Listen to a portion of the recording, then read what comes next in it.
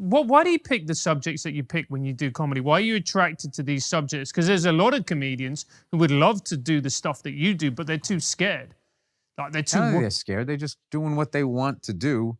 And there's also like, you know, with stand-up, it's you got to figure out, you know, am I this person? Am I that person? Do I want to talk about this? And, you know, look, as much as I talk about what I talk about, I don't choose political sides. Like I've seen some comedians do. I would never, I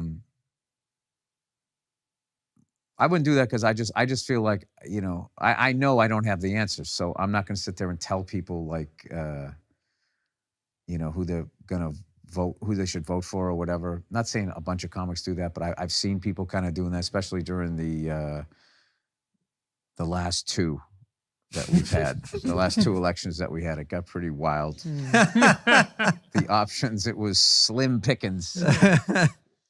Yeah, so now we're with this guy and just, I don't know. I just miss old school politicians, you know, that just sort of gave you a speech, gave you some hope, as opposed to like, you know, now I don't know what we have. There's literally actors out here talking how they want to run for president. Which strikes me as hilarious. It's like, you got this great fucking life. You're making 10, 20 million a movie, and you want to get a job where you're going to have like dead babies on your fucking conscience because the bombs don't always land on the bad guys, and you're going to age like 40 years and you're like, what the fuck would you ever want that job for is beyond me. You know, maybe they just think that they're so good at acting that they can just play any role. Do you know what I mean? Like the president is just another role to play. I think they're staying ahead of their depression. So they just need another challenge so they don't sit and they're not alone with their thoughts. Like, well, I'm pretty fucked up. What am I doing next? I'll run for president. I'll never sit in traffic again. That'll shut this off. Yeah. Yeah. But seriously, but Bill, you do go to like the more contentious topics. You do kind of. Well, but they do interest me. Everybody does. You're telling me, is there anything that I'm talking about you don't talk about? You might not talk about the way I do, but you do. Yeah, but a lot of people wouldn't talk about it on stage. Man, There's 100%. loads of comedians. We know a ton of comedians who wouldn't even go near the subjects you're bringing. Yeah, but I know a ton that do.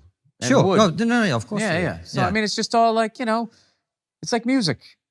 I'm playing this style of music, you're playing that, and there's everything from, you know, that stuff I was just playing you that I like to meditate to, all the way to like, you know, Meshuggah. So, you know, it's there's no right or wrong way to do stand-up comedy. You just do it the way you want to do it, and you listen to your voice, and if this is what you want to talk about, you talk about it, but you don't give into pressure like, hey, man, you're up there, you're not saying anything, man. It's just like, maybe I don't want to. Yeah. Maybe I don't want to. Maybe that's how I deal with fucking the depression of paying attention, is I go up there and give people a fucking mental break, you know? Like maybe that's what those style of people do. And I gotta be honest with you, I love comics like that. Yeah, and I like, you know, somebody that's doing something completely different than I am. It's easy to follow because they're not stepping on anything that I'm talking about. And I love silly, you know, I love absurd, I love observational comedy, prop acts, guitar acts. As long as you make me laugh, yeah, I love it.